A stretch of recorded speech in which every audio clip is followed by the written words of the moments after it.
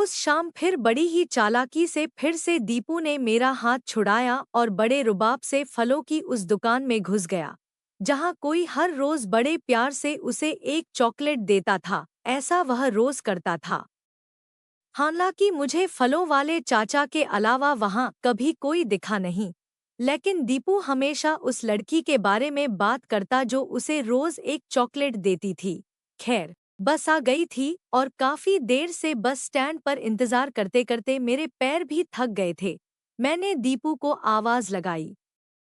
अंदर से दीपू दौड़ता हुआ आया और हर रोज की तरह मुझे अपने अंदाज में चॉकलेट दिखाते हुए बस में चढ़ गया। हर बार उसके इस तरह से चॉकलेट दिखाकर मुझे चिढ़ाने पर मैं मुस्कुरा जाता और अनायास ही पीछे मुड़कर फलों की उस दुकान में किसी को खोजने की कोशिश करता, लेकिन ना जाने क्यों हर रोज की तरह फलों वाले चाचा के अलावा मुझे कोई वहां नजर नहीं आता। लगभग 2 साल पहले का वो दिन जब दीपू में और संगीता ऊशी खुशी संगीता के घर से आ रहे थे कि अचानक एक तेज रफ्तार वाला ट्रक हमारे सामने आ गया। मुझे कुछ समझ आता तब तक हमारी कार पलटकर रोड की दूसरी साइड पर चली गई थी। 2 दिन बाद जब मुझे हॉस्पिटल में होश आया तो मुझे कुछ समझ नहीं आ रहा था कि क्या हुआ। मैंने माँ से संगीता और दीपू के बारे में पूछा। उन्होंने बताया कि दीपू पास वाले वार्ड में है और अब ठीक है। और संगीता के बारे में पूछने पर माँ फुट-फुट कर रोने लगी। बताओ ना माँ, संगीता कहाँ है? आंसुओं की बूंदों ने तब तक मेरी आंखों को भी घेर लिया था। माँ तब कुछ भी नहीं बोल पाई। मुझे संगीता के साथ बिताए हर पल याद आ रहे थे। अभी कल ही तो कह रही थी माँ ने नई सिल्क की साड़ी दी है सालगिरह पर, और मेरे लिए कुछ नहीं दिया। मैंने नाराजगी जताते हुए कहा था, आपके लिए मुझे दिया है न मेरे बुद्धू। मेरे गालों को खींचते हुए उसने बड़े प्यार से कहा था।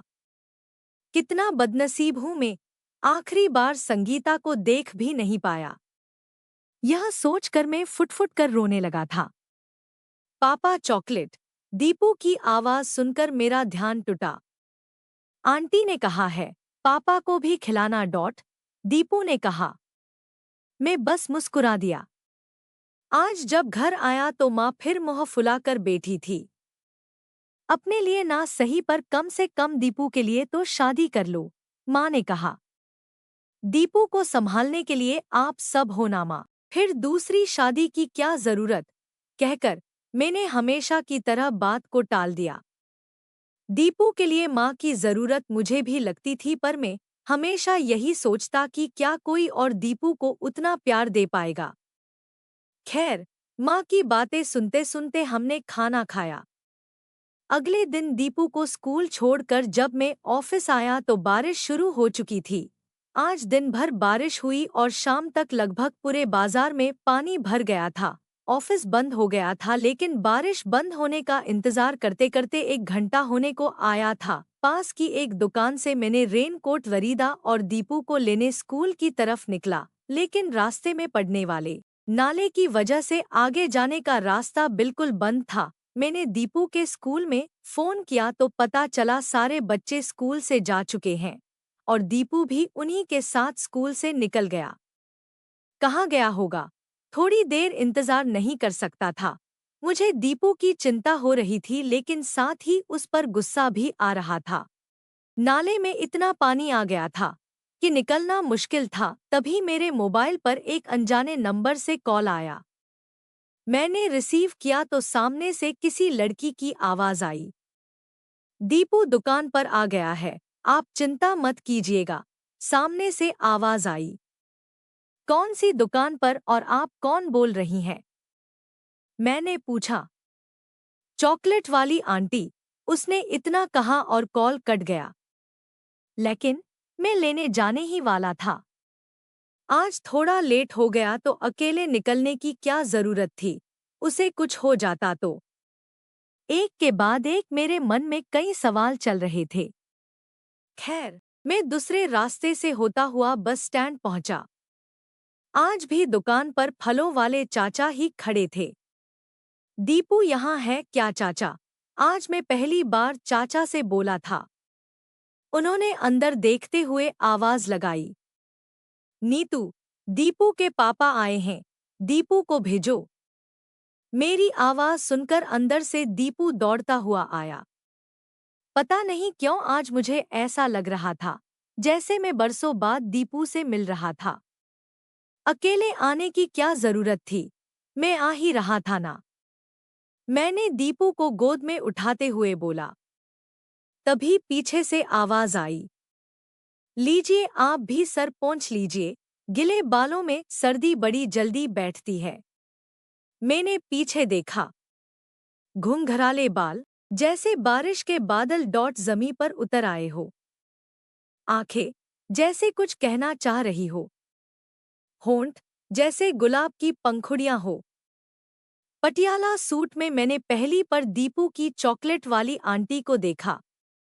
हाथ में टॉवेल लिए उसने फिर कहा, सर पोंछ लीजिए, मैं चाय बना देती हूँ।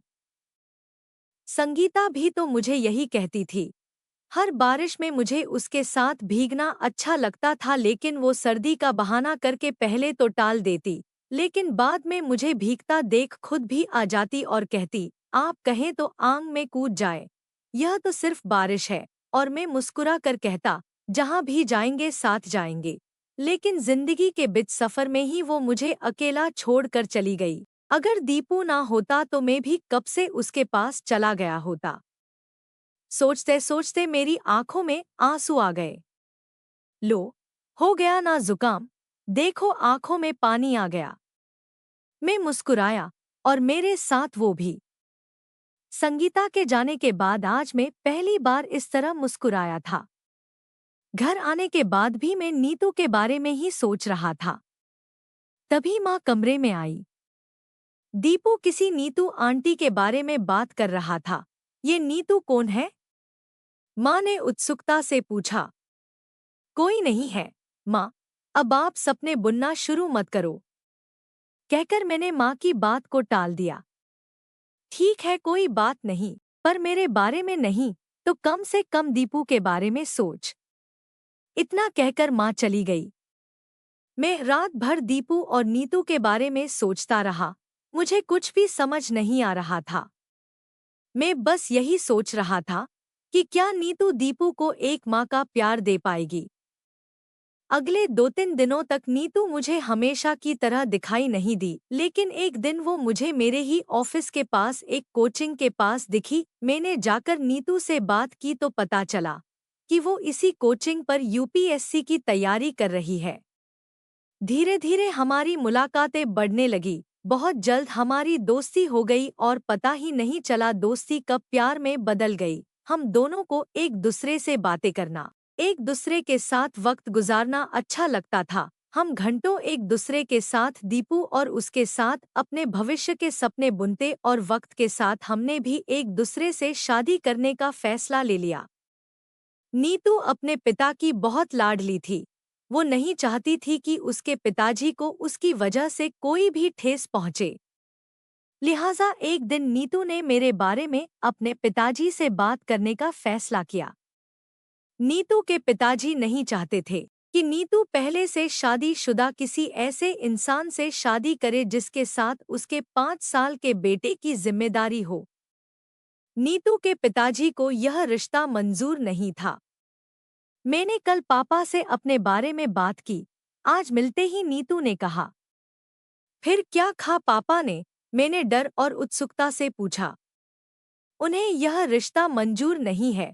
वो नहीं चाहते कि मैं किसी ऐसे आदमी से शादी करूं जिसके साथ उसके 5 साल के बेटे की जिम्मेदारी हो। फिर तुमने क्या फैसला किया? मैंने उसका हाथ अपने हाथ में लेकर पूछा, जैसे कहना चाह रहा हूं कि अब मुझे इस राह पर तुम भी मत छोड़ के चले जाना। एक बार मैं पापा के लिए तुम्हें भूल सकती हूँ, पर दीपू को नहीं। अब वो मुझ में अपनी माँ को ढूंढता है। मैं उसके इस विश्वास को तोड़ना नहीं चाहती। आज शाम माँ की आंखों में आंसू थे। इसलिए नहीं कि उन्हें एक बहू मिल गई थी, बल्कि इसलिए कि दीपू का हाथ थामे उसे नीतू में संगीता नजर आ रही थी। 5 साल बाद हमारा शहर अब स्मार्ट सिटी में बदल रहा था। बस स्टैंड को तोड़कर स्मार्ट बस स्टैंड बनाने की योजना चरम पर थी। नए बस स्टैंड की जद में चाचा की वो दुकान भी थी जहां कभी मैं बस का इंतजार किया करता था। बस स्टैंड पर हाथ ठेला और फलों की दुकान लगाने वाले सभी लोग कलेक्टर के इस फैसले पर नाखुश थे और कलेक्टर से इस बारे में बात करने के लिए चाचा की दुकान के सामने जमा थे। कुछ नहीं होने वाला, चाचा खुद ही अकेले अपनी दुकान में बड़बड़ाए जा रहे थे। ये नेता और अमीर लोग गरीबों का सब कुछ छीन लेते हैं। उनकी बेटियां भी, कहकर चाचा की आंखें भर आई। तभी एक लाल बत्ती की सफेद गाड़ी से एक लड़की उतरी। किसी को कहीं जाने की जरूरत नहीं है, सरकार इसी जगह आपके लिए पक्की दुकानें बना कर देगी, कलेक्टर साहिबा ने गाड़ी से उतारते ही कहा। जोरदार तालियों के साथ सभी ने कलेक्टर साहिबा का अभिवादन किया। तभी कलेक्टर साहिबा चाचा की दुकान की ओर बढ़ी और चाचा के पैर छूकर बोली, पापा अब भी माफ नहीं करोगे?